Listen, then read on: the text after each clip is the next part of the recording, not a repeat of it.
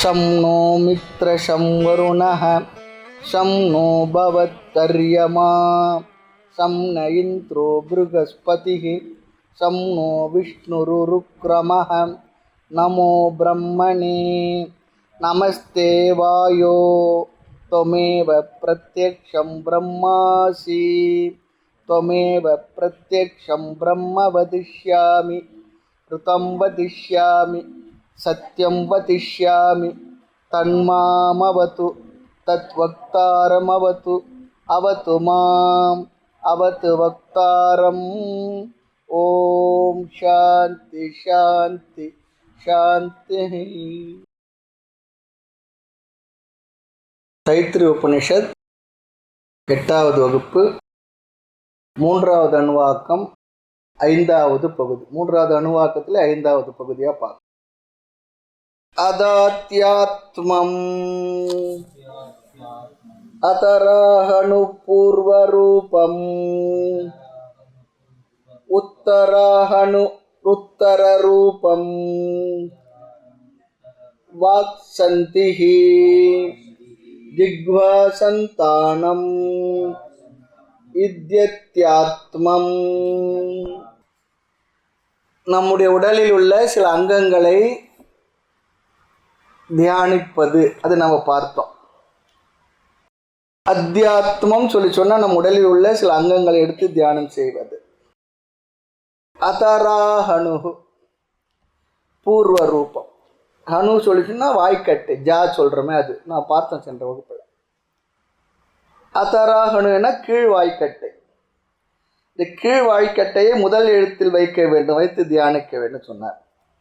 அப்புறம் உத்தரஹனுகு உத்தர ரூபம், மேல் வாய்க்கட்டை, அது 2வது எழுத்தில் வைத்து தியானிக்க வேண்டும். எல்லாம் கேட்டுக்குவோம், நம்ம பண்ண முடியுமான்னு கேட்காதீங்க. சொல்லியிருக்கு, நம்ம தெரிஞ்சுக்குவோம். அதில் இருக்கக்கூடிய முக்கியமான சாரத்தை நம்ம புரிஞ்சுக்குவோம். ஹனுகு சொல்லி சொன்னால் வாய்க்கட்டைன்னு அர்த்தம். இது கொஞ்சம் அதிகமாக பெருசாக இருந்தனால்தான் அவருக்கு ஹனுமான் அவருக்கு பேர் வந்தது. ஹனுமான் பேர் வந்து அதனால தான். தனம் அதிகம் இருந்தால் தனவான்னு சொல்கிறோம் இல்லையா? அதுபோல் அணு அதிகமாக இல்லை ஹனுமா. 2 கட்டைக்கிடையில் உள்ளது வாக் சந்திகி. வாக் சந்தி என்ற பேசும் திறன், நாக்கில் உள்ள சக்தி. அது நடுவில் உள்ள இடைவெளியில் அந்த வாக் சந்தி பேசும் திறனை தியானிக்க வேண்டும். ஜிக்வா சந்தானம், நாக்கை புதியதாக வந்த எழுத்தில் தியானிக்க வேண்டும். பேசும் திறன் நாக்கில் தானே வெளிப்படும். ஆக இங்கே சொல்லி முடிக்கிறார், இது இது அத்தியாத்மம். இது ஷரீரம் சம்பந்தமான தேவதைகளை கொண்ட உபாசனை. ஆக இங்கே நம்முடைய உடலையே தியானத்திற்கு எடுத்துக்கொள்கின்றோம். வேதாந்தத்திற்கு வரும்பொழுது இந்த உடலை பற்றிய விஷயங்கள் 2 விதமாக பேசுவோம். ஒன்று, உடலை மிக மோசமாகவும் அதனுடைய அனித்தியத்துவத்தை பற்றி பேசுவோம். ஆமாம், என்றும் அழியும் இக்காயம் இத்த ஏதுக்கு மெய்யன் இருந்தீர் உலகில் சொல்லும். வெந்நீர் மழைநீர் புன்னீர் எல்லாம் சுரக்கின்ற வெட்ட வெட்ட தளிர்க்க வேட்கை மர உருகின்ற சுடுகாட்டுன்னு சொல்லும். நிறைய சொல்லும். அதே நேரத்தில் இந்த உடல் வந்து ஆலயம், இதில் பகவான் வசிக்கின்றார் என்று சொல்லும் இல்லையா? உடம்பை முன்னம் இழுக்கென்றிருந்தேன், உடம்பினின் ஒரு பொருள் கண்டேன், உடம்பின் உள்ள உத்தம் கோயிட்டு கொண்டான் என்று உடம்பினை யானிருந்து ஓம்புகின்றேனே. உடம்பால் அழியின் உயிரால் அழிவர் திடம்பர இறைவனை சேரவும் மாட்டார், உடம்பை ஓம்பும் உபாயம் அறிந்து உடல் வளர்த்தேனே உயிர் வளர்த்தேனே, இப்படின்னு சொல்லியிருக்கு. அதில் இந்த 2ல் எது சரி என்றால் 2மே தவறு கிடையாது. காரணம், உடலில் பற்று வரும்பொழுது இந்த உடலை பற்றிய நிலையாமை எண்ணங்களை சிந்தித்து இந்த உடல் மேல் இருக்கக்கூடிய அதீதமான பற்று நிறைய பேருக்கு இருக்கு, பார்க்கலாம். அந்த பற்று எதில் தெரியும்னா அலங்காரம் பண்ணிக்கும் போது தெரியும். உடல் மேலே அவ்வளோ கவனம், உடை மேலே, அலங்காரத்து மேலே, அதெல்லாம் ரொம்ப நம்ம பார்க்குறோம்.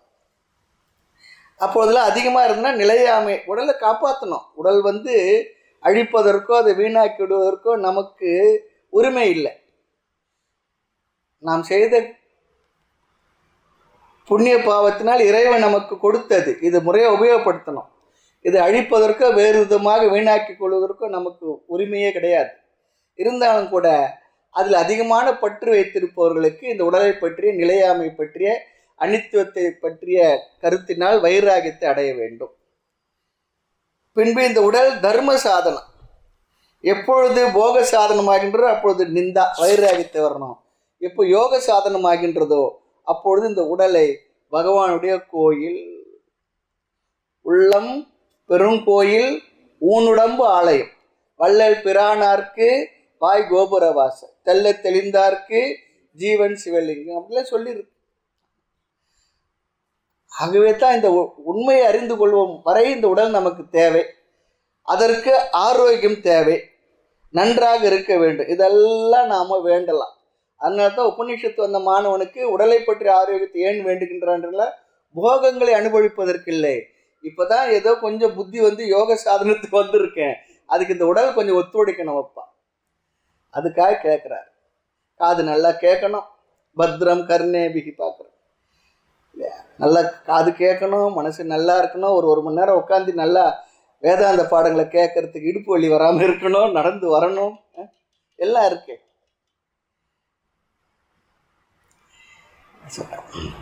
ஊத்த ஜடலம் இது, உப்பிட்ட பாண்டம் இது, மாற்றி பிறக்க வகை எனக்கு தெரியவில்லை, மாற்றி பிறக்க வகை எனக்கு தெரிந்து விட்டால் ஊத்த ஜடலம் விட்டு என் கண்ணம்மா உன் பாதம் சேர்வேணும்.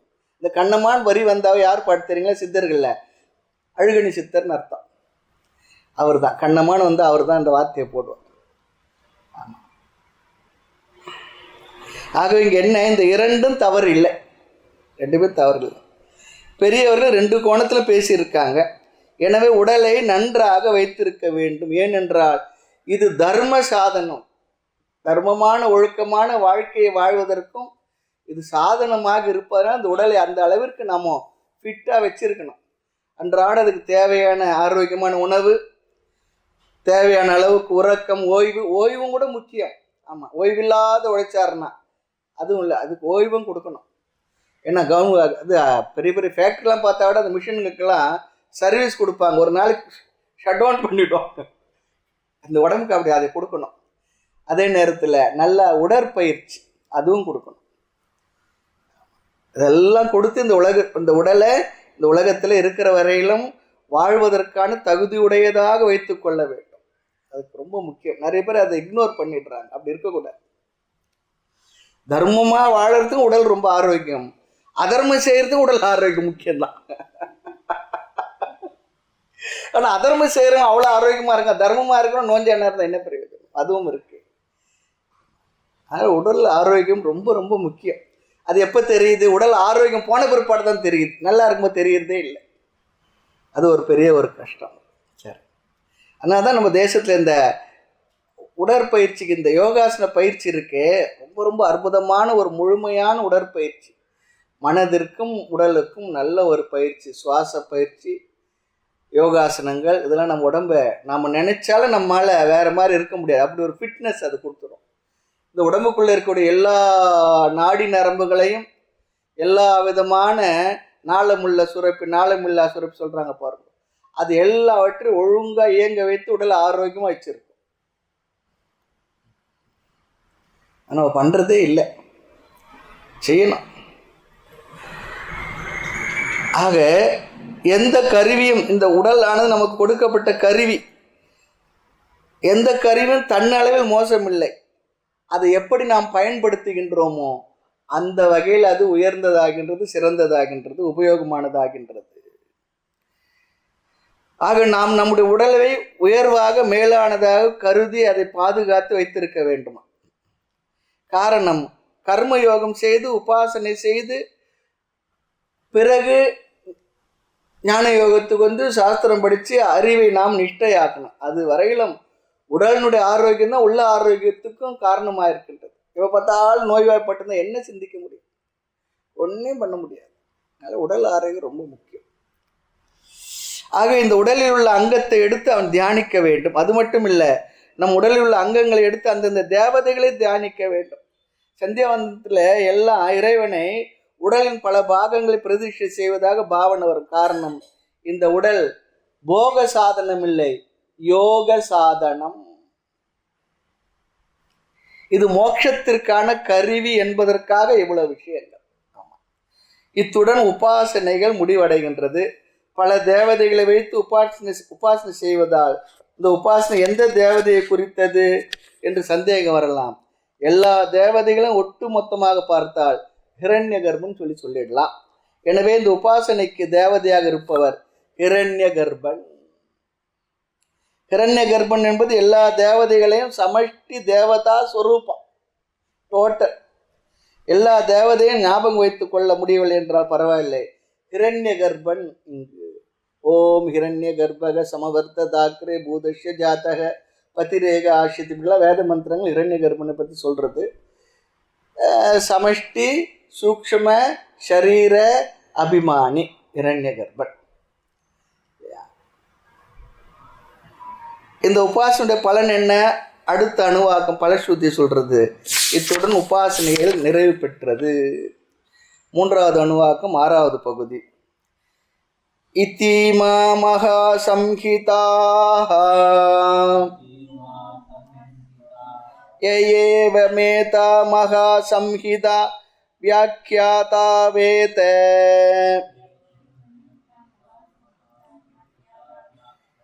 சந்தீயதே பிரஜா பசுபிஹி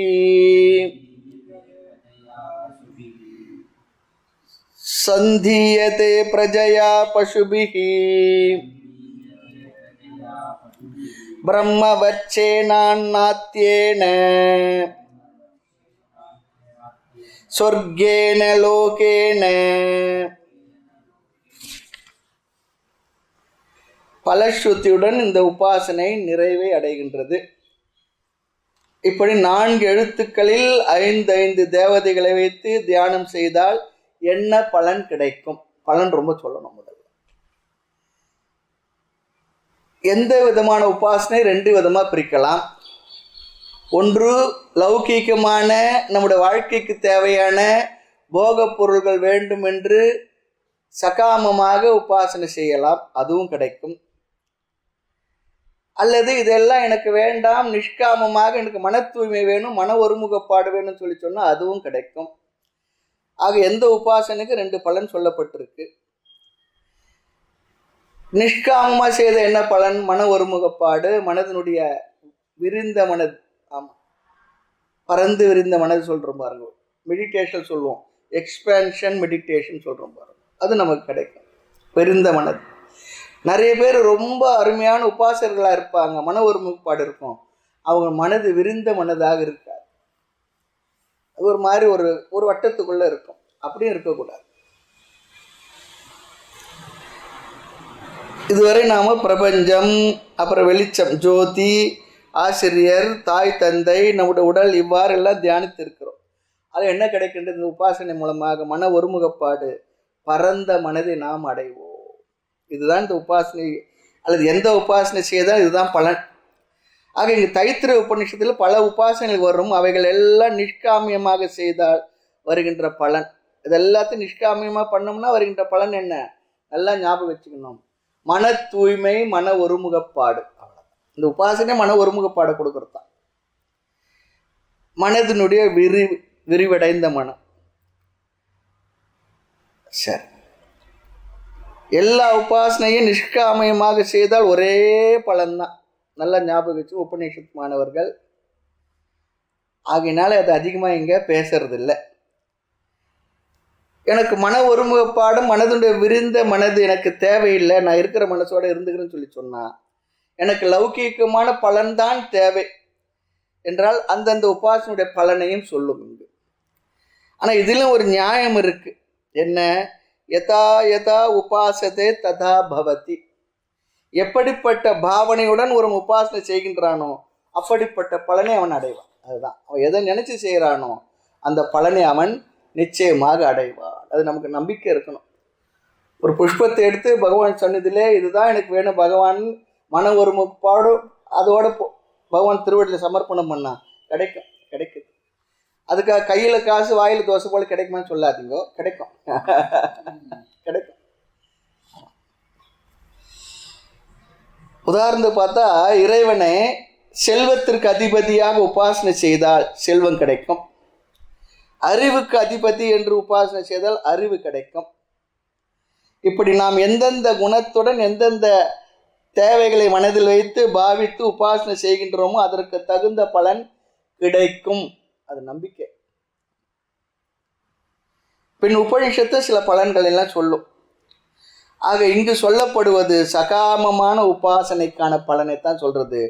நிஷ்காமமான உபாசனைக்கான பலனை இது அங்கே சொல்லலை, நாமளா பார்த்தோம், அவ்வளோதான். சகாம உபாசனையில் 2 பலன்கள் இருக்கு. ஒன்று இகலோகத்தில் என்ன பலன். இகலோக பலன்னா உயிரோடு நம்ம வாழ்ந்து கொண்டு இருக்கும்போது இந்த உலகத்தில் கிடைக்கிற பலன். அடுத்து பரலோகத்தில் கிடைக்கின்ற பலன், இறந்த பிறகு கிடைக்கின்ற பலன். இதெல்லாம் சொல்லும். ஆக அடுத்து இன்னொன்று இருக்கு, பலனை படித்து உபனிஷத் மாணவர்களுக்கு லௌகீகமான பலனில் ஆசை வந்து விடக்கூடாது. அதுதான் ரொம்ப முக்கியம். இது வரைக்கும் தெரியல, இப்போ செய்து அந்த பலனில் அடைஞ்சிட்டு அப்புறம் வர சுவாமி உங்கள் வகுப்புக்கு டாட்டான்னு சொல்லுங்க, அதுவும் கிடைக்கும். அதான் சொல்லுவோம், இன்பத்தில் நன்மை இருக்கா தெரியாது, ஆனால் நன்மையில் இன்பம் இருக்கும். ஆகையினால் அப்படி நினைச்சு செய்தோம்னா அதுவும் கிடைக்கும். மந்திர அர்த்தத்தை பார்க்கலாம். இதி மகா சம்ஹிதாக. இதி என்றால் இவ்விதம், மேற்கூறிய 5 உபாசனைகள் மூலம் இமாக இந்த மகா சம்ஹிதா எழுத்துக்களின் சேர்க்கை என்கின்ற இந்த உபாசனையானது பவந்தி அமைகின்றது. இது ஒரு ஸ்டேட்மெண்ட். இவ்விதமாக இந்த உபாசனையானது அமைகின்றது என்பது ஒரு ஸ்டேட்மெண்ட். பெரிய பெரிய தேவதைகளின் விஷயங்களை எடுத்து இந்த எழுத்துக்களில் வைத்து நாம் உபாசனை செய்வதால் இதற்கு பெயர் மகா சம்ஹிதா. சம்ஹிதா உபாசனை சொன்ன இந்த மகா சம்ஹிதா சொல்லும்பொழுது பெரிய பெரிய தேவதைகளை எல்லாம் அந்த எழுத்துக்கள் உபாசனை செய்ததுனால மகா சம்ஹிதா சொல்லுது. உயர்ந்த எழுத்துக்களின் சேர்க்கை இவ்விதம் வரும் அமைகிறது, அமைந்துள்ளது. இந்த உபனிஷத் ரொம்ப அழகாக கன்க்ளூட் பண்றது பாருங்க. யக யார் ஒருவர் ஏவம் இந்த முறைப்படி, இன் திஸ் மேனர், ஏதா இந்த மகா சம்ஹிதா என்ற உபாசனையை வேத அறிகின்றார்களோ. இங்கு வேத என்றால் உபாசத்தை என்று அர்த்தம். உபாசத்தை உபாசனை செய்கின்றார்களோ, தியானிக்கின்றார்களோ. இங்கு நிஷ்காமமாக செய்தால் தேவதையை மாற்றி போட்டால் தவறில்லை. எந்த தேவதையை பண்ணாலும் நிஷ்காமமாக செய்வது அங்கே குறையில்லை, குற்றம் வரா, எதுவும் வரா. நம்ம கேட்கறது என்ன, நிஷ்காமமான பலன் கேட்கறதுனா பிரச்சனை வராது. சகாமமாக கேட்டோம்னா தேவதையை மாற்றக்கூடாது, அதே போல் செய்யணும். நம்ம சொல்லுவோம் கர்மகாண்டத்தில் அங்கே என்ன சொல்லியிருக்கோ வித்தவுட் எனி கொஸ்டின், எதுவும் கேட்காம நம்பிக்கையோடு செய்யணும். இப்படி பண்ணணும்னா பண்ணணும், உட்காரணும் எந்திரிக்கணும், இத்தனை வரை சுற்றி வரணும், அதில் கேள்வியே கேட்கக்கூடாது. ஏன்னா பலன் வேணுமோ இப்படி செய், முடிஞ்சு போச்சு.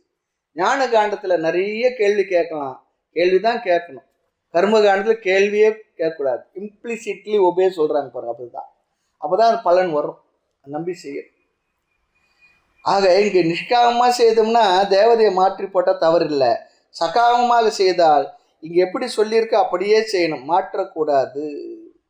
இல்லையெனில் பலனையும் பகவான் மாற்றி கொடுத்துடுவார், மாற்றிடுவார். அதனால தான் ஏவம் என்ற வார்த்தை இங்கே போட்டிருக்கு. ஏவம் இவ்விதம் சொன்னபடி யார் செய்கின்றார்களோ.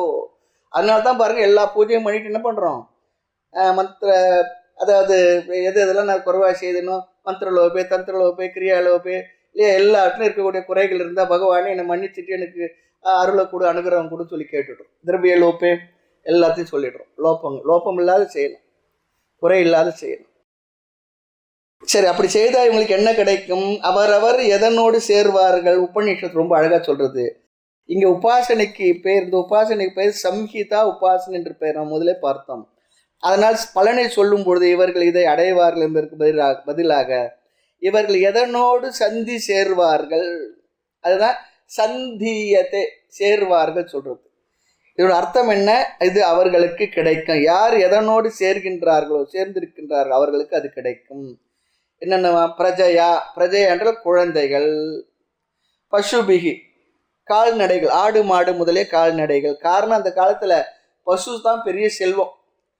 ராஜாக்கள் ஒரு நாட்டின் மீது படையெடுத்து போனால் அந்த நாட்டினுடைய ஆணிரைகள் சொல்லக்கூடிய அந்த பசுக்கள் இருப்பாருங்க, அதைத்தான் முதலில் கடத்தி கொண்டு வார். அப்படி கடத்தினான்னா அந்த தேசத்து மீது வார் டிக்ளேர் பண்ணிட்டான்னு அர்த்தம். இப்போ பார்த்தோம்னா இன்னொரு நாட்டு எல்லையிலே நம்முடைய ஆகாய விமானங்கள் பார்த்தோன்னா வார் டிக்ளேர் பண்ணதா ஒரு அர்த்தம், ஒரு அடையாளம் இருக்குது. அதுபோல் அந்த காலத்தில் ஆணிரைகளை எல்லாம் கடத்திட்டு போனாங்கன்னா மகாபாரத்திலே பார்க்கலாம். அந்த விராடனுடைய ராஜ்யத்தில் அங்கே இருக்கும் பொழுது பஞ்சபாண்டவர்கள் அங்கே தான் இருக்காங்க. சந்தேகம் வரும்பொழுது அவர்கள் எப்படி சண்டைக்கு அழைப்பது, அப்படி சண்டைக்கு வந்தால் நிச்சயமாக அவங்க யாராவது சண்டைக்கு அவங்களுக்கு ஆதரவாக வருவாங்க என்று தெரிந்து பசுக்களை தான் முதல் கடத்திட்டு போகிறாங்க. பிற்பாடு அர்ஜுனன் வரான், அதெல்லாம் பார்த்துருக்குறோம். ஆமாம். ஆக பசுபிகி சொல்லி சொன்ன ஆடு மாடு முதலே கால்நடைகள். அந்த காலத்தில் பசுக்கள் தான் செல்வம். ஆக பிரஜையுடன் சேர்கின்றார்கள், வாழ்க்கைக்கு தேவையான பொருட்களுடன் சேர்கின்றார்கள்.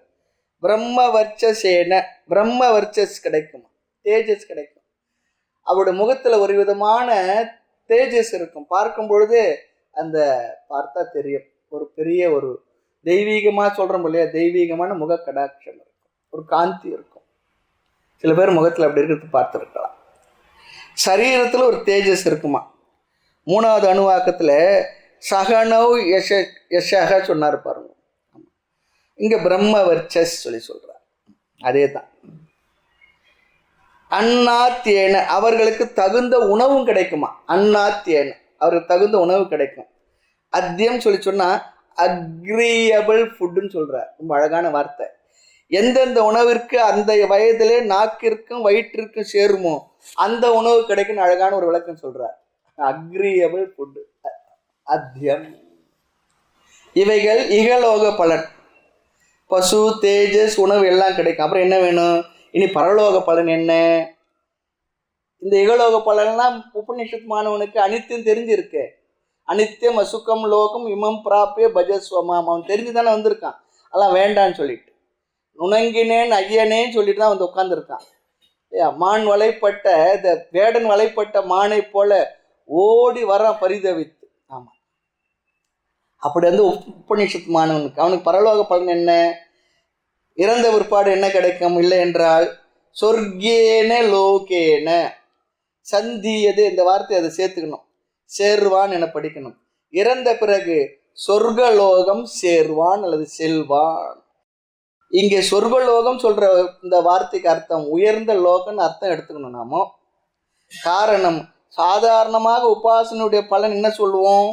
பிரம்மலோகம் சொல்லுவோம். வெறும் கர்மாவை செய்து அவனுக்கு சொர்க்கலோகம் புண்ணியவசத்தினால், உபாசனை சேர்த்து செய்தால் அவன் அடைவது பிரம்மலோகம் சொல்லி சொல்லுவோம். இந்த இடத்துல சொர்க்கலோகம் சொன்னது மூலமாக இந்த இடத்துல சொர்க்கலோகம் என்பதை பிரம்மலோகம் என்று அர்த்தத்தை எடுத்துக்கொள்ள வேண்டும். யாருக்கு? நிஷ்காம உபாசனை செய்தவனுக்கு இறந்த பிறகு. ஆக இங்கே சொர்க்கலோகம் என்பதை பிரம்மலோகம் என்று புரிந்து கொள்ள வேண்டும். இல்லை என்றால் சாதாரணமாக உலகை விட உயர்ந்த லோகம் செல்வா, உயர்ந்த உலகம் புகும் சொன்னார் பாருங்க. அதுதான் இத்துடன் 3வது அணுவாக்கம் நிறைவு பெற்றது. இந்த அணுவாக்கம் பெருசாக இருக்கிறதுனால அதை நாம் அந்த அர்த்தங்கள் அடிப்படையில் அப்படி அப்படியே பிரித்து நம்ம பார்க்குறோம்.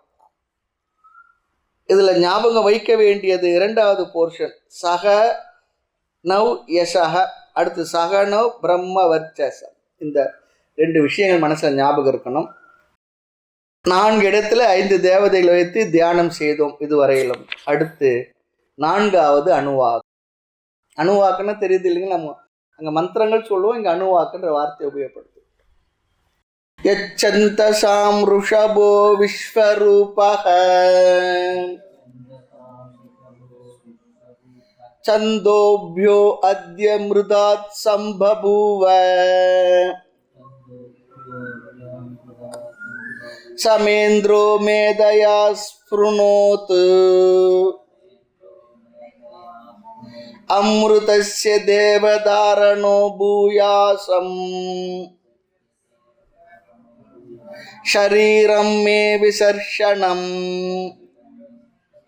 ஜிஹ்வா மே மதுமத்தமா கர்ணாபியாம் பூரி விஸ்ருவம்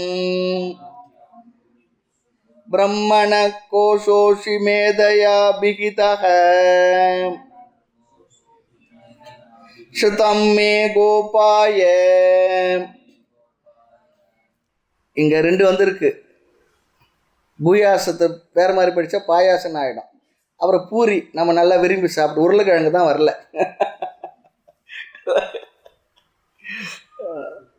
சரி. ஆக 4வது அணுவாகம் பிரார்த்தனை ரூபம். விதவிதமான பிரார்த்தனை வேண்டுதல் செய்யப்படுகின்றது. பகவானிடம் எனக்கு இதையெல்லாம் கொடு என்று கேட்கின்றோம். இதெல்லாம் எனக்கு வேணும்பா கொடு.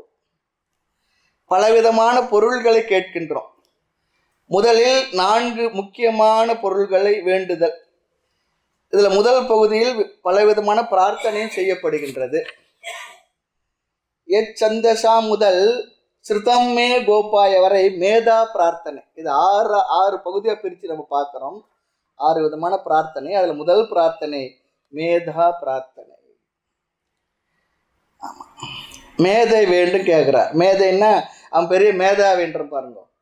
இங்கே மேதை என்பது என்ன அர்த்தம் பார்ப்போம்.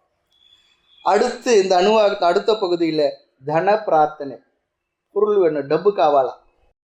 ஆமாம், அது வேணும். அடுத்து மாணவர்கள், நல்ல புலனடக்கம் மனவடக்கம் உள்ள மாணவர்கள்லாம் வேண்டும் அப்படி சொல்லி கேட்கறது. ஸ்டூடெண்ட்டும் கூட படிக்க வருகிற மாணவர்கள் கூட இந்த பிரார்த்தனை செய்யலாம், சொல்லி கொடுக்கணும். அடுத்து 4வது, அந்த ஈஸ்வரனோடு நான் ஐக்கியமாக வேண்டும். ஐக்கியமாக இருக்க வேண்டும். ஐக்கியமாக தான் இருக்க, எனக்கு தெரியல. இந்த பிரார்த்தனை ஐக்கிய பிரார்த்தனை. ஆக முதல் பகுதி மேதா வேண்டும் என்ற பிரார்த்தனை, 2வது பணம் வேண்டும் என்ற தன பிரார்த்தனை, 3வது மாணவர்கள் வேண்டும் என்ற பிரார்த்தனை, 4வது ஐக்கிய பிரார்த்தனை. இங்க முதல் பகுதி மேதா பிரார்த்தனை. ஆச்சாரிய ஆதிசங்கர் ரொம்ப அழகாக எழுதுறார். மேதா காமஸ்ய மேதா பிராப்தி சாதனம் ஜபக உச்சதே. இந்த வார்த்தை சொல்றார். சந்தசா முதல் ஸ்ருதம்மே கோபாய பகுதி வரை இந்த பகுதியை எப்படி பிரார்த்தனை பண்ணணும்னு சொல்லி சொன்னா, ஜபரூபமாக பிரார்த்தனை செய்யணுமா. இந்த மந்திரத்தை ஜபமா பண்ணணும்னு சொல்றார். மனசுல ஜபம் பண்ணணும். நல்ல பகுதியெல்லாம் வருது, அதெல்லாம் மனப்பாடம் பண்ணால் நல்லதுன்னு சொல்கிறாங்க. சரி, மனப்பாடம் பண்ணுற வயசு இல்லைன்னு சொல்லிச்சுன்னா அர்த்தம் மட்டும் புரிஞ்சால் போதும், வேறு என்ன பண்ண முடியும். அதனால் மனப்பாடம் பண்ண முடியலன்ற வருத்தம் நமக்கு வேண்டாம். இந்த அர்த்தம் கூட என்னால் எழுதி வச்சு தான் பண்ண முடியும்னா ரொம்ப நல்லது தான். கொஞ்சம் குறிப்பு எடுத்துகிட்டு அதை மறுபடியும் நினச்சி பார்க்கணும், அது போதும். ஆக முதல்ல இது மனப்பாடம் செய்து பிறகு ஜபமாக செய்யணும். குறிப்பாக வேதாந்த மாணவனுக்கு இது மிக மிக மிக மிக முக்கியமான பகுதி. அல்லது இப்போ தான் எழுத்து மூலமாக இருக்குது, அதை அப்படியே பார்த்து பார்த்து படிக்க வேண்டியது தான். மனப்பாடத்துக்கு வரலன்னா சில நாட்கள் தொடர்ந்து அப்படியே மனப்பாடம் பண்ணுன்ற எண்ணம் இல்லாத படிக்க படிக்க அந்த எழுத்துனா மனசுக்கு வந்துடும். அதுதான் மனப்பாடத்தில் பெரிய ஒரு ட்ரிக். இதுதான், அப்படியே படிச்சுக்கிட்டே இருக்க மனசில் வந்துடுங்க. பிற்பாடு கடைசி பகுதியான ஐக்கிய பிரார்த்தனை இருக்கின்றது. இதுவும் கூட நமக்கு வேணும்னு சொல்கிறாங்க. ஐக்கிய பிரார்த்தனை வேதாந்தமானது. இதில் என்ன சொல்கிறாருன்னா, நீ எனக்குள் வந்து விடு, நான் உனக்குள் வந்து விடுவேன். அதுதான் ஐக்கிய பிரார்த்தனை வர வார்த்தை. இந்த பிரார்த்தனையை பராபர கண்ணியில் தாய்மன்னர் ரொம்ப அழகாக சொல்கிறார். இந்த தாய்மன்னர் புஸ்தகம் 364 பக்கத்தில் பாருங்க. எனக்குள் நீ என்றும் இயற்கையா பின்னும் உனக்குள் நான் என்ற உறுதி கொள்வது என்னாலோ. அழகான இந்த அப்படியே இந்த வார்த்தையுடைய டிரான்ஸ்லேஷன் போல இருக்கு அந்த பராபரக்கல். எனக்குள் நீ என்றும் இயற்கையா பின்னும், நீ எனக்குள்ள இயற்கையா இருந்துகிட்டு இருக்க, அது நான் தான் உனக்குள் நான் என்ற உறுதி கொள்வது என்னால், நானும் அந்த உறுதி கொள்ளணும்ன்றார். அதே பிரார்த்தனை அதில் வருது. ரொம்ப விஷயங்கள் அப்படிதான் வருது அதில். சரி, ஆக நீ எனக்குள் வந்து விடு, நான் உனக்குள் வந்து விடுவேன். என்னையும் உன்னிலிட்டேன், உன்னையும் எண்ணிலிட்டேன்னு சொல்றார் ஆழ்வார். எல்லா வார்த்தைகளும் அதே தான். ஆக முதல் பிரார்த்தனை ஜப ரூபமான பிரார்த்தனை. இது சும்மா கேட்கறத விட ஜபம் செய்து பகவானை பிரார்த்தனை செய்யணும்னு சொல்றாங்க. வேதாந்தத்துக்கு வந்து இந்த மாணவன் 6 விதமான பிரார்த்தனை பண்றான். இதெல்லாம் யார்கிட்ட? லோக்கல் தேவதைகள் இடத்துல பண்ணலை, சாக்ஷாத் பரமேஸ்வரனிடத்தில் செய்கின்ற பிரார்த்தனை. இது சாக்ஷாத் பரமேஸ்வரனிடத்தில் செய்கின்ற பிரார்த்தனை. ஒவ்வொரு பிரார்த்தனை எதற்காக, இதன் பலன் என்ன, இதை பற்றி நம்ம பார்க்க போகின்றோம். இந்த பகுதியிலேயே இந்த அணுவாகத்தில் 6 அங்கம் பற்றியெல்லாம் வருது. அதெல்லாம் அங்கங்கே நாம அந்தந்த இடத்துல பார்ப்போம். இந்த பகுதியில் 6 விதமான பொருள்கள் கேட்கப்படுகின்றது. அதில் பிரதானமாக கேட்கின்ற முதல் விஷயம் மேதா. விளக்கம், அந்த மேதான்றதுக்கு பின்னர் விளக்கம் பார்ப்போம். மேதா என்பதை கேட்கிறார். இந்த பிரார்த்தனை இறைவனிடத்திலே ஈஸ்வரனிடத்திலே நேராக கேட்கப்படுகின்றது. நேராக கேட்டு எனக்கு வேண்டும் என்று சொல்லப்படுகின்றது. இடையில யாரும் இல்லை, நேராக கேட்ட. எந்த ஒரு தேவதையை நேராக பார்க்க முடியாது, அதற்கு ஒரு ஆலம்பனம் தேவை. இங்கே ஈஸ்வரனுக்கு, அந்த பரமேஸ்வரனுக்கு என்ன ஆலம்பனம் என்றால் ஓம் என்ற சொல் ஆலம்பனம். ஆலம்பனா எந்த ஒன்றை வைத்து அந்த இறைவனையாக பாவிப்போமோ அந்த ஒன்றுக்கு ஆலம்பனம் சொல்லி பார்த்தோம். சிவனுக்கு சிவலிங்கம் ஆலம்பனம். ஆலம்பனா சொல்லி புரியும், அடையாளம். அதனால தான் பாருங்க, தேசத்தில் ஏதோ ஒரு இடத்துல இதுதான் குலதெய்வம்னு சொல்லுவாங்க. அங்கே போனால் உருவமெல்லாம் இருக்காது, ஏதோ ஒரு சாதாரணமாக இருக்கும், அதுதான் குலதெய்வம். இதெல்லாம் இங்கேருந்து வந்து ஆலம்பனம்.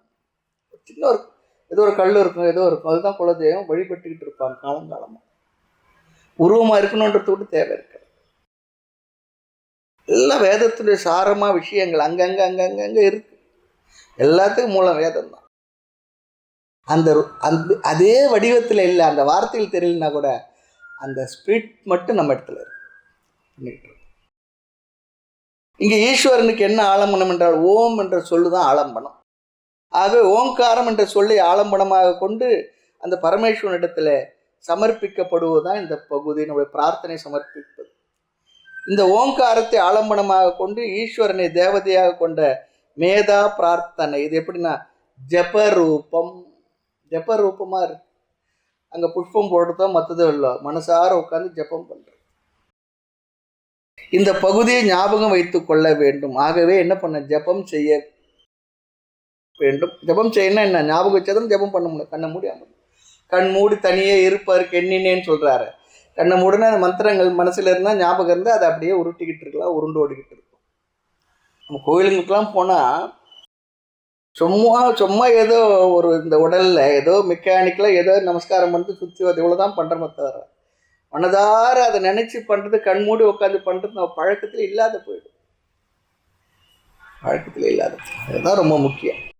ஆனால் ஒன்று பண்ணுறோம், இங்கேருந்து கோயிலுக்கு இவ்வளோ தூரம் ட்ராவல் பண்ணி போவோம். அங்கே போன உடனே சாமியை பார்க்கணும்னா கண்ணு ஆட்டோமேட்டிக்காக முடியும். அப்படின்னு என்ன அர்த்தம்? ஒரு தானே பார்க்க போகிறோம், அதுதானே பார்த்துட்டு வரணும்.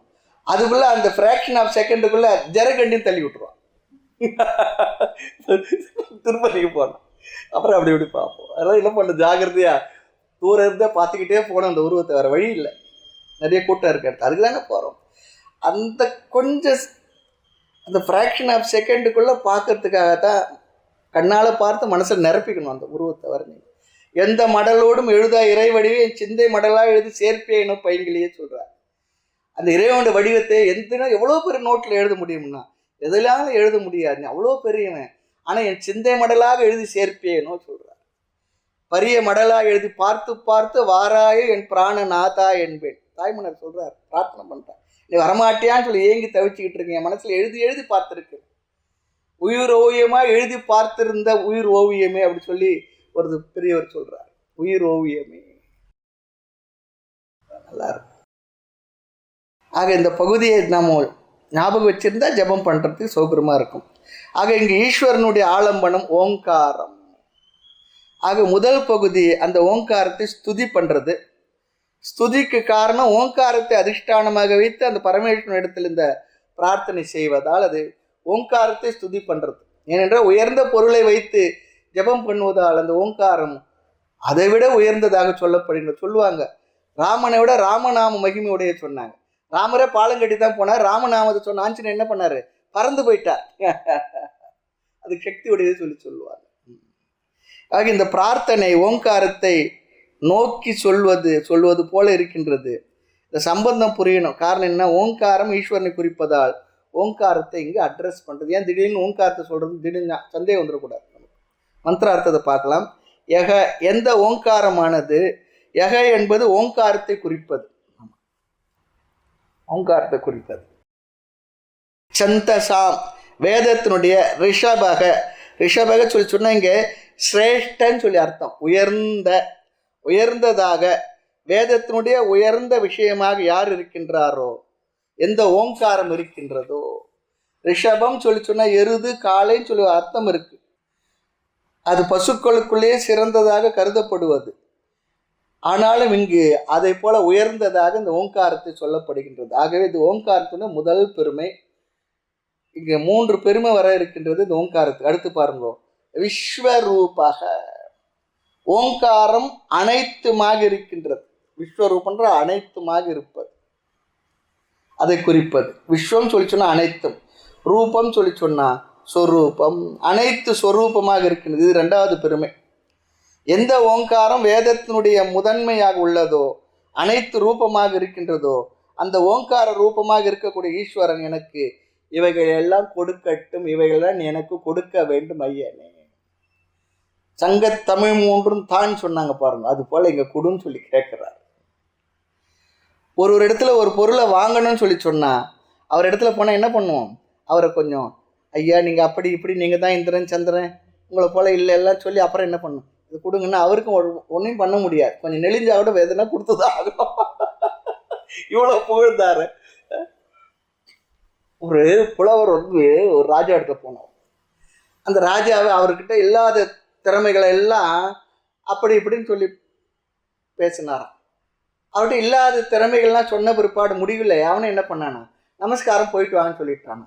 அந்த பாட்டில் எழுதுறார், போர்க்களமே காணாதவனு புலியேன்னு சொல்லி சொன்னேன், ஆயுதமே தூக்கி எதுவும் செய்யாதவனு அவனை புஜபல பராக்கிரமம் உள்ளவன்னு சொல்லி சொன்னேன். இப்படி அவன் எடுத்து இல்லாதே சொன்னதால அவனும் கடைசியில் உனக்கு ஒன்றும் இல்லை போயிட்டு வான்னு சொல்லிட்டான். வஞ்ச புகழ்ச்சி அவர் புலவர் பாடுறார். இல்லாத சொன்னதான் அவனும் எனக்கு இல்லைன்னு சொல்லிட்டான். வள்ளல் பெருமாள் ரொம்ப அழகாக சொல்கிறார், இல்லை என்று சொல்பவருக்கு நான் இல்லைன்னு சொல்லாத வரத்தை எனக்கு கொடுன்னு கேட்குறேன்.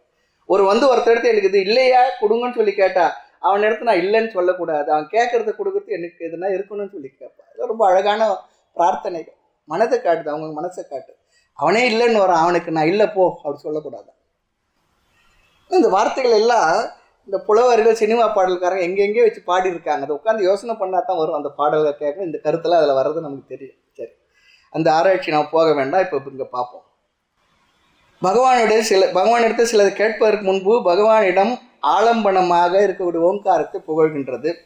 ஓங்காரம் ஏன் ரிஷபம் விஸ்வரூபம் என்று சொல்லப்படுகின்றது? ஓம் என்ற சொல்ல 3 எழுத்து இருக்கு. ஓம் சொல்லி ஒரு சப்தமாக சொன்னால் கூட அதில் 3 எழுத்து இருக்கு. என்ன? ஆ, உ, ம. இந்த 3 சேர்ந்தது தான் ஓம். ஆ ப்ளஸ் உ, ஓ, மா இருக்க, அது வந்து சேர்த்தோம்னா ஓம் சொல்லி வரும்.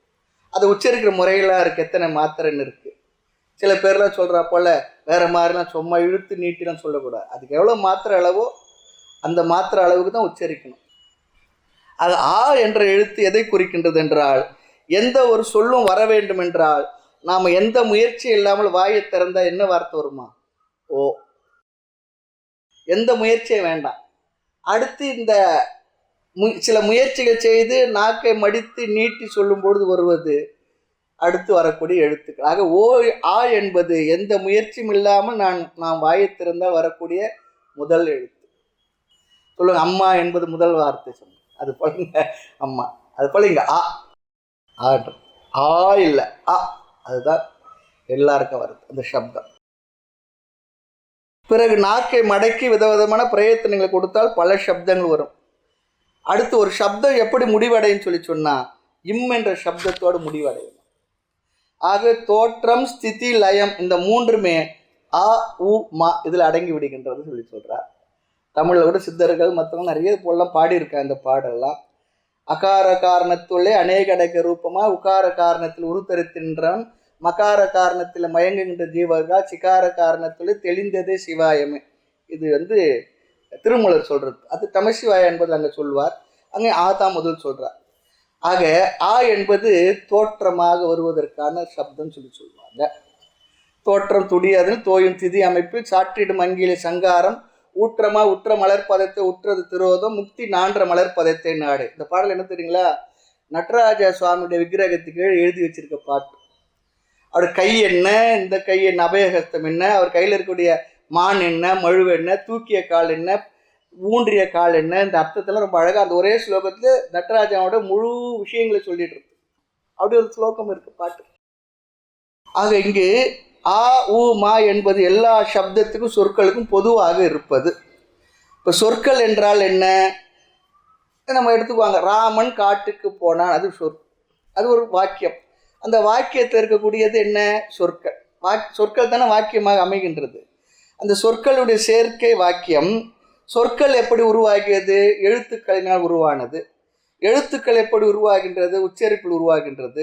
ஆக எல்லா உச்சரிப்புக்கும் ஆதாரமாக இருப்பது அ உ ம, அந்த ஓம் என்ற சப்தம். ஆகவே சொற்களுக்கு ஆதாரம் ஓம் சொல்வார். ஆக தோற்றம் அ, விதவிதமான சப்தத்தை ஊ என்ற சொல்லானது குறிக்கின்றது. முடிவு இம் என்கின்ற சொல் குறிக்கின்றது. இம் என்ற சொல் முடிகின்றது. அந்த சொற்களுக்கு வாக்கியத்திற்கு எல்லாம் ஆதாரம் என்ன? வேதமே. வேதமானது வாக்கிய ரூபமாக அமைந்திருக்கின்றது. ஆகவே ஓம் என்பது வேதத்திற்கும் ஆதாரமாக இருக்கின்ற ஒரு சப்தம். எந்த ஒரு சொல்லை எடுத்துக்கொண்டாலும் சப்தம் வர வேண்டும் என்றால் அது உற்பத்தி ஆக வேண்டும், ஸ்திதி இருக்க வேண்டும், உற்பத்தி ஆகணும், பிற்பாடு லயம் அடைய வேண்டும். ஆக இங்கே ஓங்காரம் என்பது ஏன் இது சிரேஷ்டம் சொன்னா எல்லா சொற்களுக்கும் ஆதாரமாக இருப்பது. ஆகவே விஸ்வரூபக, அந்த வார்த்தைக்கு தான் இவ்வளோ அர்த்தம். விஸ்வரூபக அதுதான் மேலானதாக இருக்கின்றது. அடுத்து விஸ்வரூபக என்ற அனைத்துமாக எல்லாமாக இருப்பது. எப்படி? அதையும் ரொம்ப இங்கே அழகாக சொல்கிறார். நாம் ஒரு பதத்தை சொல்ல பயன்படுத்துகின்றோம், அந்த சொல்லுக்குரிய பொருள் என்ன இருக்கணும் இல்லையா? பதார்த்தம் இருக்கணும், பதத்துக்கு ஒரு அர்த்தம் இருக்கணும், பொருள் இருக்கணும். பொருள் இல்லாத சப்தம் இல்லை. ஆமாம், ஏதோ ஒரு சப்தத்தை உபயோகப்படுத்தினா அதுக்கு ஒரு பொருள் இருக்கணும், ஆப்ஜெக்ட் இருக்கணும். அது அந்த ஆப்ஜெக்ட் தான் பதார்த்தம். பதத்துக்கு பதத்தினால் குறிக்கப்படுகின்ற அர்த்தம், சப்ஜெக்ட், விஷயம் இருக்கணும். இப்போ இங்கேயே பார்க்குறோம், இது கிளிப்புன்னு சொல்கிறோம். கிளிப்புன்னு சொன்ன உடனே இந்த வார்த்தையை கிளிப் பண்ண உடனே இந்த பொருள் ஞாபகம் வருமா வராதா? இந்த இடத்துல புத்தகம்னு சொல்கிறோம். புத்தகம் சொன்ன உடனே புத்தகம் ஞாபகம் வந்துடும். இல்லை இந்த சப்தத்தை நான் சொல்கிறேன், புத்தகம் ஞாபகம் வரக்கூடாது, அது முடியுமா? சொல்லையும் பொருளையும் பிரிக்கவே முடியாது. சப்தத்தை ஒன்று உபயோகப்படுத்தோம்னா அதுக்கு ஒரு பொருள் இருந்தாக வேண்டும். சொல்லையும் பொருளையும் பிரிக்கவே முடியாது. ஆமாம். ஆகவே இந்த உலகத்தில் எவ்வளவு சொற்கள் பதங்கள் இருக்கின்றதோ அவ்வளவு பொருள்கள் இருக்கின்றது.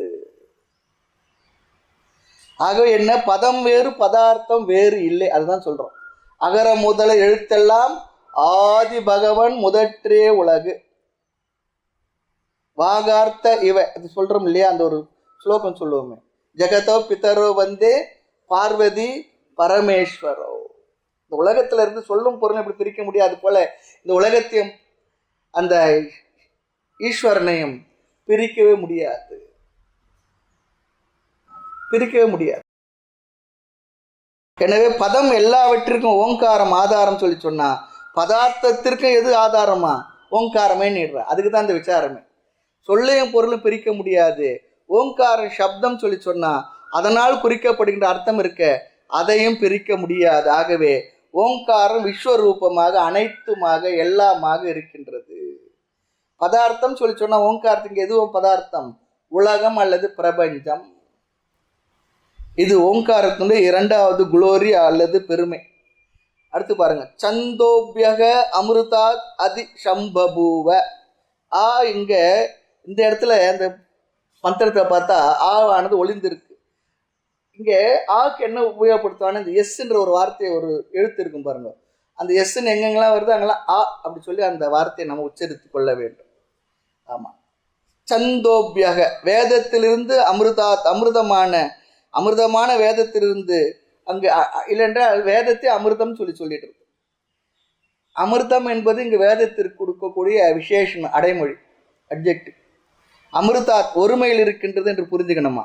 அமிர்தேபியக சந்தேபியக, அமிர்தமான எப்பொழுதும் இருக்கின்ற வேதத்திலிருந்து அதற்கிடையில் உள்ள உபசர்க்கம் இருக்கு பாருங்க, அதை எடுத்து சம்பபு அதோட சேர்த்துக்கணுமா. இதுதான் மந்திரங்களை படிக்கிறது சிம்பிள் ஒரு வழியாக தான் பார்க்குறோம். ரொம்ப நாம் வார்த்தைகள் அதில் இதில் அப்படிலாம் போகலை. எதோடு சேர்த்தா இதுக்கு அர்த்தம் சரியாக வரும் என்பதை நம்ம பார்க்குறோம். இந்த உபசர்க்கம் இருக்குது, அதை வந்து என்ன பண்ணணும்? சம்பபுவை அதோடு சேர்த்துக்கணும். அதி சம்பபுவை, தோன்றியது, வேதத்திலிருந்து ஓங்காரம் தோன்றியது வந்தது, அல்லது வேதத்தை கடைந்தெடுத்தால் சாரமாக இருப்பது. எப்படி திருப்பார்கடலை கடைஞ்சா அமிர்தம் வந்ததோ அதுபோல் வேதத்தை கடைந்தெடுத்தால் நமக்கு வருவது, சாரமாக வருவது ஓங்காரம். ஓம் என்ற சப்தம். கடைந்தெடுத்து அளித்தணிந்த கைவெள்ளி நவநீதத்தை அடைந்தவர் விஷயம் அணித்தின்று அலைவரோ பசி இல்லாரு சொல்லுவார். அதுபோல் கடைந்து எடுத்தால் நமக்கு கிடைப்பது ஓங்காரம். எப்பொழுதும் இருக்கின்ற அழியாத வேதத்திலிருந்து இந்த ஓங்காரமானது தோன்றியது. இந்த பிரம்மாஜி இருக்கார் இல்லையா, பிரம்மான்னா பிரம்மம் இல்லை, பிரம்மாஜி சதுர்முக பிரம்மா, 4 தலை வச்சிருக்கார். அந்த பிரம்மாஜி உலகை சிருஷ்டிக்கும் பொழுது வேதத்தை சேர்த்தே சிருஷ்டித்தார். நாம் பார்த்துருப்போம். உலகத்தை சிருஷ்டிக்கும் போது வேதமும் சேர்த்தே சிருஷ்டிக்கப்பட்டது. அல்லது வேதத்தை கையில் வைத்து கொடுத்த வேதத்தின் மூலமாக உலகத்தை சிருஷ்டி செய்தார். அப்படி ஒரு கருத்து நமக்கு ஞாபகம் இருக்கு. அப்போது வேதத்தினுடைய சாரத்தை எடுத்தார். அதிலிருந்து வேதத்தை சிருஷ்டிக்கும் போது அந்த சாரம்தான் ஓங்காரம் என்று சொல்லப்படுகின்றது. வேதத்தினுடைய சாரம் ஓங்காரம். ஆக வேதத்தினுடைய முழு சாரம் ஓங்காரம். இப்படிப்பட்ட ஓங்காரத்தை ஆலம்பனமாக கொண்ட ஈஸ்வரன் எனக்கு இவைகளையெல்லாம் கொடுத்து உதவ வேண்டும் என்று வேதாந்த மாறினவனுக்கு என்னவெல்லாம் தேவையோ அதையெல்லாம் மிக அழகாக முறையாக பிரார்த்தனை செய்கிறது. இறுதியில் இங்கு செய்யப்படும் பிரார்த்தனை ஈஸ்வரனை குறித்து செய்யப்படும் பிரார்த்தனை தான். அல்பமான பொருள்களை கேட்கல, சிறு சிறு தேவதைகளிடத்திலும் கேட்கல. மேலான பிரார்த்தனை மேலான அந்த பரமேஸ்வரனிடத்தில் வைக்கப்படுகின்றது. ஆகவே அவைகளை ஈஸ்வரனிடம் தான் கேட்கணும், அவரிடத்துலாம் போகணுமா. ஒரு சொன்னார், பிஎம் கிட்ட போய் பிரைம் மினிஸ்டர் கிட்ட போய் ஒரு பியூன் வேலைக்கு ரெக்கமெண்டேஷன் போகிறது. அதுபோல் மேலான பரம்பொருள் இடத்துல மேலானது கேளப்பா, சாதாரணலாம் கேட்காது. வேறு ஏதாவது தேவதையிடம் கேட்க வேண்டுமென்றால் நாம் அவர்களிடம் கேட்பது அந்தந்த தேவதைகளை கேட்கலாம், அவர்களிடத்து இல்லாமையும் போகலாம். ஒரு பெரிய டிபார்ட்மெண்ட் ஸ்டோர் இருந்தால் என்ன, அது எல்லாம் இருக்கும். சாதாரண கடையில் அது இருக்காது இல்லையா. அது போல் பகவான் எடுத்து இதெல்லாம் கேளுன்னு சொல்லிடுறார். ஆக இது ஈஸ்வரனை குறித்த பிரார்த்தனை. அந்த ஈஸ்வரன் ஓங்காரத்தை ஆலம்பனமாக கொண்டிருப்பதால் அந்த ஓங்காரத்தை இங்கு ஸ்துதி செய்கின்றது உபனிஷத். ஆக முதல் 2 வரிகளில் அதன் பெருமை பேசியது. எச்சந்தசாம் ரிஷபக, பதார்த்தமின்றி பதமில்லை. அந்த அனைத்து பதங்களுக்கும் எழுத்து முக்கியம். அந்த எழுத்துக்களுக்கு ஆதாரமாக உள்ளது ஓங்காரம். ஆக சொல்லையும் பொருளையும் பிரிக்க முடியாது. ஆக லட்சணையாக, ஃபிகரேட்டி சொல்லுவாங்க பாருங்க, லட்சணையாக இருப்பது ஓங்காரம். அது அமிர்தமாக இருக்கின்றது. ஓங்காரம் உண்மையில் அது தோன்றவில்லை, வேதத்தினுடைய சாரமாக அறியப்பட்டதுன்னு சொல்றார். வேதத்தினுடைய சாரமாக அறியப்பட்டது தான் ஓங்காரம். ஆக சம்ஸ்கிருதத்தில் ஓங்காரம் சொல்கிறோம். அதில் இந்த ஓம்காரம் சொல்லும்போது காரம்ன்றது வருது. நல்ல காரம்னா எப்போ இருக்கும், மிளகா பஜ்ஜி நல்ல காரமாக இருக்கும், அது வேற. இங்கே காரம் என்ற வார்த்தைக்கு இந்த சொல்லுக்கு என்ன பொருள் என்றால், தமிழில் ஆ இ உ அப்படி சொல்லும் பொழுது ஆனா அவண்ணா ஈனா ஈயண்ணா இவனுக்கு அந்த கேடுன்னான்றது போல் இந்த இடத்துல அண்ணா அண்ணா அண்ணா சொல்லி போடுறோம் பாருங்க. அதுதான் இங்கே காரம், ஓங்காரம், ரீங்காரம் அப்படிலாம் சொல்கிறோம். காரம் என்பது நம்ம சேர்த்துக்கிறோம். காரம் சொன்னால் அந்த எழுத்துன்னு சொல்லி அர்த்தம். ஓங்காரம் என்றால் ஓம் எனும் எழுத்து. ஓங்காரி என்பால் அவள் ஒரு பெண் பிள்ளை, நீங்காத பச்சை நிறத்தை உடையவள், ஆங்காரமாய் ஐவரை பெற்றிட்டு ரீங்காரத்துள்ளே இனிதிருந்தாள். அப்படி ஒரு பாட்டு, இந்த பாட்டு கேட்டிருப்பீங்க, அந்த சீர்காழி குரலில் அந்த பாட்டு கேட்டிருப்பீங்க நினைக்கிறேன். அதெல்லாம் சித்தர்கள் பாடல், நம்ம பெரியவங்க எழுதின பாடல் தான் அதில். ஆக ஆகார சொன்னால் ஆ எனும் எழுத்து ஓங்காரம் வேதத்தின் சாரமாக அறியப்பட்டது. இங்கே பிரஜாபதி சொன்னால் பிரம்மாஜி, சதுர்முக பிரம்மா, இந்த உலகின் சாரம் என்னவென்று அறிவதற்காக தவம் செய்தாராம். அவரை தவம் பண்ணாராம், தவம் செய்து அறிய நினைச்சாராம். அப்போ அவருக்கு தெரிஞ்சுதான் இந்த உலகத்தினுடைய சாரம் ஓங்கார, அதாவது இந்த உலகத்தினுடைய சாரம் என்னவா இருக்குன்னு சொன்னால் ரிக் யஜு சாமம் என்கிற 3 வேதம் என்று முடிவுக்கு வந்தாராம். அப்போ இன்னொரு எழுத்தை விட்டுட்டார சுவாமின்னு அதர்வண வேதத்தை விட்டுட்டார சொன்னால், அதர்வண வேதம் இந்த 3 வேதத்துக்குள் அடங்க, வேதத்திரையை தான் சொல்கிறது பழக்கத்தில் இருக்குது. பிற்பாடு 4 வேதம் சொல்லி அறிந்து கொள்கின்றோம். 4 வேதம் ஆரங்கம் ஆனாய் போற்றி சொல்கிறார் பாருங்க. 4 வேதம் பின்னால் இந்த 3த்துக்குள்ளே அதர்வண வேதமும் சேர்த்ததுன்னு சொல்லி அர்த்தம் அண்டர்ஸ்டுட் பண்ணிக்கணும். ஆக வேதத்திரை என்பது நம்முடைய மரபு. ஆகவே இந்த 3 வேதத்தினுடைய சாரம் என்ன, உலகம் எதனுடைய சாரம்னா வேதத்தினுடைய சாரம். 3 வேதத்தின் சாரம் எது என்று அறிவதற்காக மீண்டும் தவம் பண்ணாராம். தவம் பண்ணும்பொழுது அவருக்கு இந்த வியாக்கிருதி என்ன சொல்லக்கூடிய ஒரு 3 எழுத்து கிடைச்சுதான். பூகு புவக சுவக, இது வியாக்கிருதி சொல்லுவாங்க. வியாக்கிருதினா என்ன அர்த்தம்னு சொல்லி கேட்டிங்கன்னா அடுத்த அணுவாகத்தில் பார்க்கலாம், இங்கே விட்டுடுவோம், ஞாபகம் வச்சுங்க. இந்த 3 வேதத்தினுடைய சாரமாக எது, இந்த பூகு புவக சுவக. அதன் பிறகு தேவனுடைய சாரம் என்னவென்று பார்த்தால் ஓம் என்ற சொல்லை அவர் அறிந்தார், எடுத்தார் சொல்வார். ஆகவே அனைத்தினுடைய சாரமாக ஓம் என்ற சொல் இருப்பதனால் ஓங்காரம் வேதத்தினுடைய சாரமாக வந்தது என்று நாம் பொருள் கொள்ள வேண்டும். ஆக இந்த ஓம் என்பது வேதத்திலிருந்து தோன்றல. வேதம் எப்படி அமிர்தமோ அப்படி ஓங்காரமும் அமிர்தம் மங்களம் என்ற அர்த்தத்தை தருகின்றது. அது சாரமாக அறியப்படுவது, அறியப்பட்டது.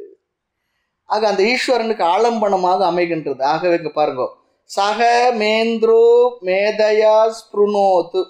சக என்பது ஓங்காரத்தை குறிக்கின்றது இங்கே, அல்லது ஓங்காரத்தை ஆலம்பனமாக கொண்ட ஈஸ்வரன் மேந்திரக. மேந்திரக என்றால் மா பிளஸ் இந்திரன் என பிரிக்கணுமா. இங்கு இந்திரன் சொல்ற சொல்லுக்கு இந்திரன் சொர்க்கலோகத்தில் இருக்கக்கூடிய தேவர்கள் தலைவன் அப்படி அர்த்தம் இல்லை. இங்க இந்திரன் என்ற சொல்லுக்கு ஈஸ்வரன் என்று பொருள். ஈஸ்வரன் என்று பொருள். இது டிக்ஷனரி படி இல்லை, பெரியவர் நமக்கு சொல்லி கொடுத்துருக்கிற அர்த்தம். இங்க இந்திரன் சொன்னா ஈஸ்வரன் தேவர்களுக்கு தலைவனாக இருப்பவனை குறிக்கின்றது. சாதாரணமான பொருள் தேவலோகத்தில் இருக்கக்கூடிய தேவர்கள் தலைவனான இந்திரன் என்றே தான் பொருள். இங்கு பல இடங்கள் இந்திரன் என்ற சொல் ஈஸ்வரனை குறிப்பதாக நாம் புரிந்து கொள்ள வேண்டும். ஆக சக இந்திரக என்று அங்கு சேர்க்க வேண்டுமா. சக இந்திரக அந்த ஈஸ்வரன். மா என்றால் எண்ணெய். சம்ஸ்கிருதத்தில் மான்னு சொன்னால் வேண்டான்னு சொல்லி ஒரு அர்த்தம் இருக்கின்றது. ஆனால் இங்கு மேதை வேண்டாம் சொல்லி பொருள் கொள்ளக்கூடாது, பொருள் சொல்ல முடியாது. ஏன்னா ஒரு வார்த்தைக்கு ஏன் இந்த வார்த்தை இந்த அர்த்தம் தராங்கன்னா, எனக்கு மேதை வேண்டாம்னு சொல்ல முடியுமா? அப்படி அர்த்தம் இல்லை. இங்கு மா என்றால் எண்ணெய் அல்லது எனக்கு, எண்ணெய் அல்லது எனக்கு. மேதையா ஸ்புருணோத்து. மேதை என்றால் மேதையுடன், ஸ்புருணோத்து காப்பாற்று, மேதையுடன் என்னை காப்பாற்று. இங்கு காப்பாற்று என்பது சாதாரணமான பொருள். ஆனால் ஆச்சாரியர் இங்கு 2 அர்த்தம் கொடுக்கிறார் ஆதிசங்கரர். பரிநயத்து, என்னை திருப்திப்படுத்து என்று ஒரு அர்த்தமா. பரிநயத்து, மேதையை கொடுப்பதன் மூலமாக என்னை திருப்திப்படுத்து அல்லது மன மகிழ்ச்சியை கொடு. 2வது பலயது, என்னை பலத்தை உடையவனாக செய். மேதையை கொடுப்பதன் மூலமாக எனக்கு தகுதியுடையவனாக செய், என்னை தகுதியுடையவனாக நீ செய், என்னை பலவானாக ஆக்கு, மாற்று. அதுதான் இங்க அர்த்தம். இது சாரம் என்ன சொன்னா, இங்க முதலில் செய்கின்ற பிரார்த்தனை மேதா பிரார்த்தனை. அடுத்து 6 பிரார்த்தனை வர இருக்கின்றது.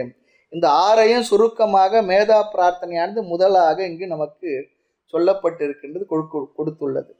அடுத்து மேதா சொல்லிச்சுன்னா என்ன அர்த்தம் சுவாமி அப்படின்னு சொல்லி கேட்டா அதுக்கு தெரியணுமே.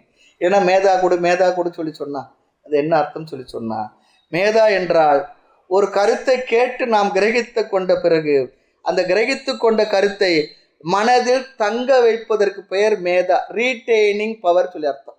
மேதா சொல்லி சொன்னா ரீடெய்னிங் பவர், மெமரி, ஞாபக சக்தியை கொடு என்று அர்த்தம். இங்கு எனக்கு ஞாபக சக்தியை கொடுத்து காப்பாற்று. சொல்லிக்கிட்டே போறாங்க, கேட்டுக்கிட்டே போறேன், மறந்துக்கிட்டே போறேன், என்ன பிரயோஜனம்? அதனால இங்கு பிரார்த்தனை செய்யப்படுகின்ற எனக்கு கேட்ட விஷயத்தை, கிரகித்த விஷயத்தை நான் மனதில் அப்படி இருத்தி வைத்து கொண்டு ஞாபகத்தில் வைத்து கொள்ள வேண்டும். இல்லைன்னா சாமி போன வகுப்பு என்னன்னு சொல்லி சொன்னான், அல்லது சொல்றவர் கூட மறந்துட்டேன்னு சொல்லி அவரே பழசியே சொல்லிட்டு இருந்தார்னு ஏதோ ஒன்று மனசுல இருந்தா நிறைய ப்ராப்ளம் வந்துடும். அது இங்கே ஆச்சாரியர் ரொம்ப அழகாக சொல்கிறார். ஞாபக சக்தியை கொடுத்து காப்பாற்றி என்னை திருப்திப்படுத்த, அல்லது ஞாபக சக்தியை கொடுத்து என்னை திருப்திப்படுத்து, பலப்படுத்து, சக்தி உடையவன் ஆக்குன்னு சொல்கிறார். இந்த அர்த்தம் திருப்திப்படுத்த சொல்லி சொன்னால் அதெல்லாம் ஒரு விளக்கம் இருக்குது. பல சமயங்களில் ஏன் நமக்கு அதிருப்தி வருது சொல்லி சொன்னால், மறந்து விடுவதனால் நம்மேலேயே நமக்கு அதிருப்தி. எத்தனை முறை கேட்டேன், ஏன் தான் எனக்கு நிற்க மாட்டேது, ஞாபகம் வர்றதில்லை இல்லையா? வாழ்க்கையில் நிறைய அனுபவங்கள் இருக்கும். எத்தனை அனுபவம் தான் என்னென்னா அதே தவிர தொடர்ந்து செய்வேன். ஏன் சொல்லுவாங்க, எத்தனை முறை அடி வாங்கினா உங்களுக்கு ஏன் புத்தியே வரல அப்படி சொல்கிறோம் இல்லையா? அதனால் நமக்கு மனசில் அதிருப்தி வருது. அதுவும் வயதாகும் பொழுது மறதியும் சேர்ந்து வருகின்றது. நினைக்க தெரிந்த மனமே உனக்கு மறக்க தெரியாதான்னா, மறதி ஒரு வகையில் நல்லது தான், ஆனாலும் கூட மறதியும் இங்கு வந்து விடுகின்றது. எதில் மறக்கக்கூடாது மறதி வந்து விடுகின்றது. ஆகவே இந்த செலக்டிவ் அம்னீஷியாவா ஏதோ ஒரு ஆங்கிலத்தை உபயோகப்படுத்துவாங்க பாருங்க, அது போல் இங்கே. ஆகவே என்னிடம் திருப்தி வர வேண்டும் அப்படி சொல்லி சொன்னால் அதற்கு ஞாபக சக்தியை கொடுத்து நான் படித்தது ஞாபகம் வந்து எனக்கு திருப்தியை தரணும். ஏன் தெரியுங்களா? நம்ம எதையெல்லாம் படித்தோமோ அது நமக்கு எப்போ தேவையோ அப்போ நமக்கு அந்த வார்த்தை, அந்த விஷயம், கருத்து, பலனை தந்தா ஒரு திருப்தி. இல்லைன்னா எவ்வளோ படிச்சிருந்தாலும் நமக்கு அந்த நேரத்தை ஞாபகம் வரலன்னா என்ன பிரயோஜனம்? அதிருப்தி தானே. கர்ணனுக்கு சாபமே அது தானே பரசுராமர் கொடுத்தது. எப்போ உனக்கு இந்த வித்தை ஞாபகம் வரணும் அப்போ அந்த வித்தை உனக்கு ஞாபகம் வராத போட்டோன்னு சொல்லிட்டார். அவ்வளோ தெரிஞ்சிருந்தாலும் அதுதானே அவனுக்கு கொடுத்த சாபம். ஆக நமக்கு ஞாபக சக்தியின்மையால் நம்மிடத்திலேயே நமக்கு அதிருப்தி வருகின்றது. தேவையானது ஞானம் வரலை என்றால் அதில் அதிருப்தி அடைகின்றோம். என்ன பண்ணுவோம்? இப்படியே தட்டுவோம். இங்கே என்னவோ என்ன இருக்குன்னு தெரியல, இப்படியே தட்டுவோம். நம்ம கம்ப்யூட்டர் தட்டுறா போல. ஆக முன்பு ஞானம் இல்லாத காரணத்தினால் அதிருப்தி கூட இல்லை, அறிவே இல்லை, அதிருப்தியும் இல்லை. இப்போ ஞானம் இருக்கு ஆனால் ஞாபகம் வரல, பயன்படலை சொன்னா ரொம்ப அதிருப்தி. ஆகையினால எனக்கு திருப்தியை கொடுத்து காப்பாற்று. அடுத்து இனி பழையது. நம்மிடம் ஒரு ஞானம் இருக்கு, அடுத்தவருக்கு அந்த ஞானம் இல்லை, அறிவில்லை. நம்ம இடத்துல ஞானம் இருக்கிறதுனால நான் ஞானி நினைக்கிறேன், அவர் இடத்துல ஞானம் இல்லை, அந்த அஜ்ஞானி நினைக்கிறேன். நம்மிடம் உள்ள ஞானம் நமக்கு மறந்து போய்விட்டால் நமக்கு அவருக்கு என்ன வேறுபாடு? ரெண்டு பேருக்கு ஒன்று தான். இருந்து வரல, அவருக்கு இல்லை வரல, அவ்வளோதான். ரெண்டுமே ஒன்று தான். ஞானி ஒன்று தான், அஜ்ஞானி ஒன்று தான் சொல்கிறார். பலனும் இல்லை. ஆக ஞானத்திற்கு பலம் என்னவென்றால் மேதா. எனக்கு ஞானமும் வேண்டும் என்ற பிரார்த்தனை இனி வர உள்ளது. அறிவு எனக்கு பலனை தரணும், ஞாபகத்துக்கு வரணும்னு திருப்திப்படுத்த சொல்கிறார். இனி அந்த ஞானம் என்ன, அந்த பிரார்த்தனை இனி வர இருக்கின்றது. ஆக அந்த ஞானத்தின் பலன் எனக்கு பலத்தை கொடுக்க வேண்டும், மேதையை ஞாபக சக்தி கொடுப்பதன் மூலமாக. ஆகவே இங்கே என்ன அர்த்தம்? நான் பலம் உடையவனாக, சக்தி உடையவனாக ஆக்கு என்னை. நியாயம் ஆத்மா பலகீனேன்னு நான் லப்பியாக சொல்லி வந்து பாருங்க. இந்த ஆத்மா பலம் இல்லாதவனால் அடையப்படுவதில்லைன்னு சொல்லி ஒரு மந்திர வாக்கியம் இருக்கு. ஆகவே எனக்கு பலமும் வேண்டும், ஞானத்தினால் பலம் எனக்கு வேண்டும் சொல்லி சொன்னால் அதற்கு மேதையும் தேவை, ஞாபக சக்தியும் தேவை. ஆக மேத சக்தி வரணும்னு என்ன பண்ணணுமா? சில நேரத்தை வரலன்னா வேற வழியே இல்லை. பள்ளிக்கூடத்தில் நம்ம டீச்சர் சொல்லியிருப்பார், எதோ ஸ்பெல்லிங் மிஸ்டேக் மற்றெல்லாம் இருந்ததுன்னா என்ன பண்ணுவார்? 10 முறை எழுதிட்டு வான்னு என்ன சொல்லுவார்? அதுக்கு பேர் இம்போசிஷன் சொல்லுவார், ஞாபகத்துக்கு வரத்துக்கு. அதில் மீண்டும் மீண்டும் அதை பயிற்சி செய்து அதை நாம் மனதில் பதித்து கொள்ள வேண்டும். அதுதான் இங்கே. ஆமாம், இம்போசிஷன் போல் தொடர்ந்து அபியாசம் பண்ணணும். ப்ராக்டிஸ் பண்ணுறது மூலமாகத்தான் நமக்கு இந்த மேதா சக்தி பலப்படும். வேற வழியே இல்லை. எந்த மந்திரமும் தந்திரமும் இங்கே உதவி செய்யாது இந்த ஞாபக சக்தி. ஆகவே தான் இந்த பகுதி ஜபரூபமான பகுதின்னு சொல்லி சொல்கிறோம். இந்த பகுதியே ஜபரூபமானது. மந்திரத்தை கண்டு மயங்காத எனக்கினியோ தந்திரத்தை வைக்க தகாதோ பராபரமே சொல்கிறார். இங்கே தந்திரமும் இல்லை, மந்திரமும் இல்லை, பயிற்சி தான் முக்கியம். ஆக இதை ஜபம் செய்வதன் மூலமாக நாம் நம்முடைய மனதை அபியாசத்திற்கு கொண்டு வருகின்றோம். இதுக்கு வழி என்னென்னா சிம்பிள் ப்ரேன்னு சொல்கிறார். வேறு குறுக்கு வழியே இல்லை, இன்ஸ்டண்ட்டு உபாயம்லாம் இங்கே இல்லை. பயிற்சியின் மூலமாகத்தான் நமக்கு அது நல்ல ஞாபகத்தில் வரும் முடியும். ஆனால் மக்களுக்கு என்ன, அல்பமான எஃபர்ட் போட்டு அதிகமான பலன் வரும்னு நினைக்கிறாங்க, பிஸ்னஸ் போல். ஆனால் மேதா விஷயத்தில் முடிவதில்லை. பயிற்சியே ஒரே வழி. உருவே எனக்கு குருன்னு சொன்னார் பாரு. சொன்ன ஒரு வாத்தியார் சொன்னார், கணக்கு வாத்தியார், உனக்கு போட முடியாது, உருவே உனக்கு குரு. அப்படியே மனப்பாடம் பண்ணு, வந்தால் எழுதுவும், பிராரப்தம் வந்துச்சுன்னா 4 கணக்கு போட்டு பாஸ் பண்ணிட்டு போகணும். கணக்கை மனப்பாடம் பண்ண விடும், அது சொல்லி கொடுத்தது. இல்லையாடா கணக்கை மனப்பாடம் பண்ணுறாப்பா அப்படின்னா. ஆக பிரார்த்தனையே நாம் எதை பிரார்த்திக்கின்றோமோ அதை நமக்கு கொடுப்பது. இல்லை மேதை அடைய பிரார்த்தனை செய்யும் பொழுது ஜபரூபமாக அதன் மார்க்கத்தையும் அதனுடைய அர்த்தத்தை நாம் வைத்து நமக்கு தேர்த்து கொடுத்து விடுகின்றது. மேலும் விஷயங்களை அடுத்த வகுப்பு பார்க்கலாம். மூர்த்தி எல்லாம் வாழி, எங்கள் மௌன குரு வாழி, அருள் வார்த்தை என்றும் வாழி, அன்பர் வாழி, பராபரமே ஐயனே எனதுள்ளே நின்று அனந்த ஜென்மங்கள் ஆண்ட மெய்யனை உபதேசிக்க வெளிவந்த குருவே போற்றி. உய்யவே முக்தி நல்கும் உதவிக்கோர் உதவினாயேன், செய்யுமாறு ஒன்றும் காணேன். திருவடி போற்றி போற்றி. அறிவிலே தெளிவு, நெஞ்சிலே உறுதி, அகத்திலே அன்பின் ஓர் வெள்ளம், பொறிகளின் மீது தனி அரசாணை, பொழுதெல்லாம் எனது பேரருளின் நெறியிலே நாட்டம் கருமயோகத்தில் நிலைத்திடல் என்றிவை அருள்வாய். குறிகுணம் ஏதும் இல்லதாய் அனைத்தாய் உளவிடு தனிப்பரம்பொருளே எண்ணிய முடிதல் வேண்டும். நல்லவே எண்ணல் வேண்டும். தென்னிய நெஞ்சம் வேண்டும். தெளிந்த நல் அறிவு வேண்டும். பண்ணிய பாப்பம் எல்லாம் பரிதி முன் பணியே போல நன்னிய நின்முன் இங்கு நசித்திடல் வேண்டுமன்னாய். காலமொடு தேச வர்த்தமானமாதி கலந்து நின்ற நிலைவாழி கருணை வாழி மாலரவும் செய்வ முதல் மதங்களாகி மதாதீதமான அருள்மரபு வாழி ஜாலமிகும் எளியே நீ வழக்கு பேச தயவு வைத்து வளர்த்த அருள் தன்மை வாழி ஆளடியில் பரமகுரு வாழி வாழி அகண்டிதாகார அருளடியார் வாழி. ஓம் பூர்ணமத பூர்ணமிதம் பூர்ணாத் பூர்ணமுதச்யதே பூர்ணஸ்ய பூர்ணமாதாய பூர்ணமேவாவசிஷ்யதே.